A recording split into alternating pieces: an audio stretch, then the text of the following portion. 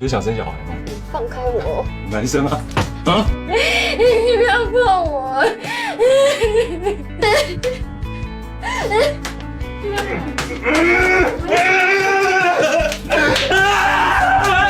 面对男孩如此偏激的举动，女孩顿时慌了神。她紧紧抱住对方，试图寻求他的原谅。可她殊不知，正是自己的再次心软，将让她欲哭无泪，悔恨终生。5年前，阿诗和小平在校园相识相恋。毕业后，阿诗进入了部队，小平则是一边工作一边等待爱人的归来。那时的他们对未来充满憧憬，也会时不时地畅想以后结婚生子的画面。可意外总是在最有希望的时候接踵而至。阿诗退伍那天，父亲突然离世，只留下几百万的债务由儿子继续偿还，楼道里全是还钱的油漆。但即便在面对如此窘境，小平也丝毫没有离开的意思。他想和阿诗一起赚钱还债，可阿诗却觉得这个钱根本不需要还。直到这天晚上回到家，他不仅看到地上有血，就连小平身上都有血，要债的人杀掉了他们的宠物狗。直到这时，他才意识到问题的严重性，无奈他们只能搬离了这里。这么拖下去也不是办法，还是小平先开了口。我在想，我们还是跟我姑借钱，我这边有一些存款。嘴上的坚强其实全是在维护自己那颗仅存的自尊心。可很快要债人的报复就再次来到，他们将阿诗拖上黑车，拉到郊外，直接将他埋了起来。怎样？在打！在打！干你娘！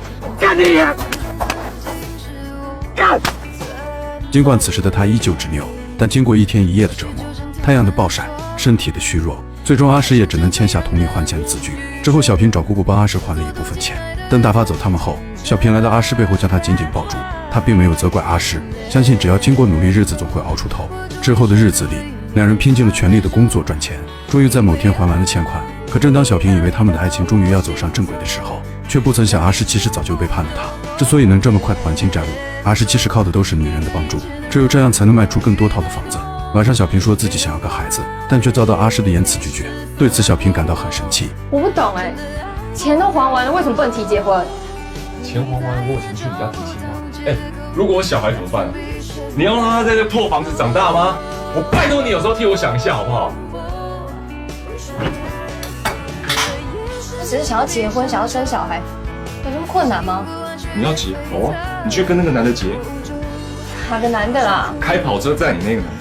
阿诗嘴里的男人，是他白天不小心看到小平和客户在一起，但这其实只是小平的客户，是他自己的背叛将小平也带入了进去，亦或者是给自己不安的心灵寻求一个安慰。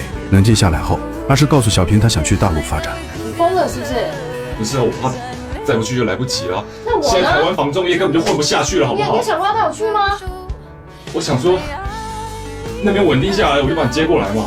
小平只想过稳定且平凡的生活，阿诗则觉得此时的他没钱没权，根本给不了对方想要的一切。不同的三观也必然会导致他们的感情会不停地出现问题。这天阿诗想看小平的手机，小平不肯，于是借着这个契机，两人便再次大吵一架。强在追你是不是？在追你是不是啊？走开啦！我跟你在一起到现在有多少人在追我，知道吗？有多少人叫我跟你分手，知道吗？好，很好。你真的找到一个有钱人。你讲话有必要那么酸吗？你没闻到我身上的味道吗？强酸味。明眼人都看得出这是小平故意在说气话，但阿诗打骨子里的自卑感还是让他在此刻爆发。你想换男人，你跟我讲嘛！他妈可怜我干什么？你不用可怜我。对，我就是在可怜你啊。他比你有钱嘛，他也比你体面，对我也比较体贴。随后便发生了开头的那一幕。面对阿诗粗暴的行为，小平用尽全力的反抗，直到听到小平哭出声，阿诗这才暂时恢复了一丝理智。可紧接着他就开始对着自己疯狂捶打，他恨自己没用，更恨现实的苦难竟将他折磨到如此境地。所以最终阿诗还是决定去大陆拼一把。这次小平并没有拒绝他，但送他去机场的路上，两人一句话都没有说。而在看着阿诗进入安检时，回头的刹那，小平便瞬间红了眼眶，委屈、心酸、不甘都在此刻全部爆发了出来。虽然没有明说，但他心里很清楚，他跟阿诗彻底结束了。很快几年时间过去，阿诗并没有在大陆闯出一番天地，反而被同乡欺骗，落得个满盘皆输的下场。无奈他最后也只能以偷渡的方式返回台湾。然而就在回去的路上，他却从朋友口中得知一个令他震惊的消息：小平过得怎么样？不知道，怎样？嫁人？干你娘兄弟！人放山走一大了啊！为了富二代生 gay， 各行各什么背信诈欺的，何小萍怀孕，那个人家体了，忧郁症，自杀。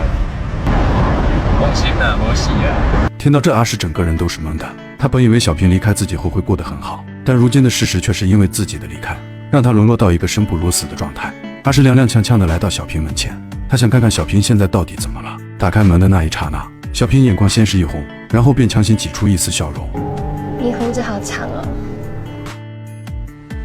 即便自己被对方伤得体无完肤，